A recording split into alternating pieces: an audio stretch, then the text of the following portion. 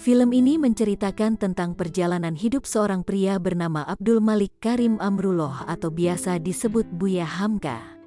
Ia merupakan sastrawan dan juga ulama yang sangat berpengaruh di Indonesia.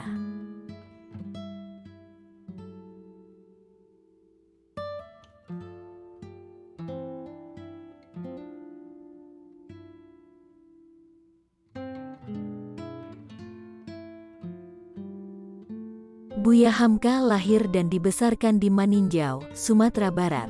Sejak saat itu, ia sudah menunjukkan minat yang besar terhadap tradisi dan sastra, hingga mengabaikan pendidikannya di pesantren. Hal ini membuat Hamka seringkali berbentur dengan ayahnya, yang bernama Haji Rasul. Pertikaian dengan ayahnya semakin meruncing ketika ibunya memilih untuk bercerai dengan ayahnya.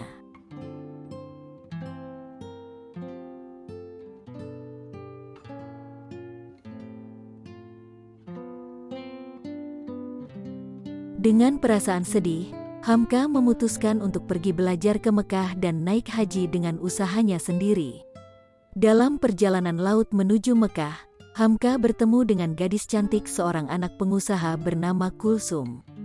Gadis cantik itu seakan membuat Hamka jatuh cinta hingga terinspirasi membuat novel tentang pertemuan penting itu di atas kapal laut. Hingga tiba di Mekah, Hamka belajar berorganisasi, menemukan sistem manasik haji, atas restu Raja Arab, dan mendapatkan misi terbesar dalam hidupnya, membangun Islam di Indonesia. Setelah itu Hamka memutuskan untuk pulang ke Indonesia.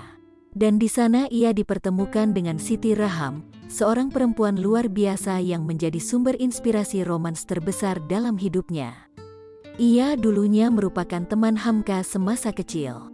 Dan tanpa Hamka ketahui, ia telah dijodohkan dengan gadis tersebut. Sempat pasrah, namun akhirnya Hamka menerima perjodohan itu.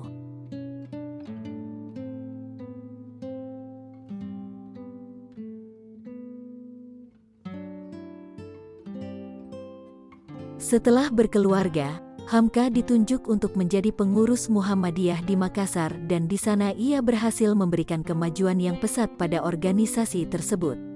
Hamka juga mulai menulis sastra koran dan cerita romannya, hingga banyak para pembaca menyukai hasil karyanya tersebut.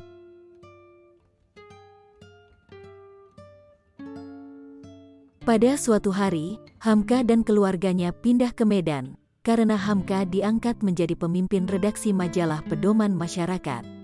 Posisi ini membuat Hamka mulai berbenturan dengan pihak Jepang hingga harus ditutup karena dianggap berbahaya.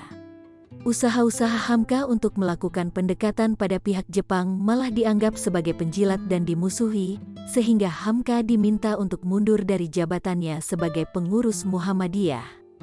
Kehidupan keluarga Hamka pun terguncang ketika salah satu anak mereka meninggal karena sakit.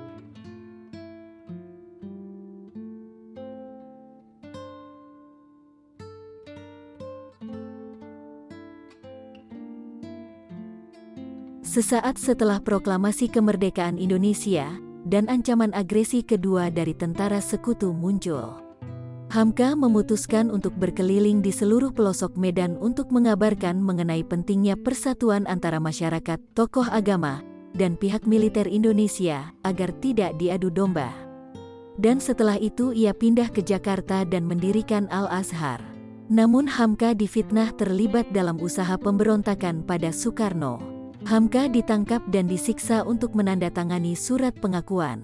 Hingga di usianya yang sudah menua, Hamka bertahan dan mendapatkan hikmahnya membuat kitab yang paling berpengaruh dalam pendidikan Islam, yaitu sebuah tafsir.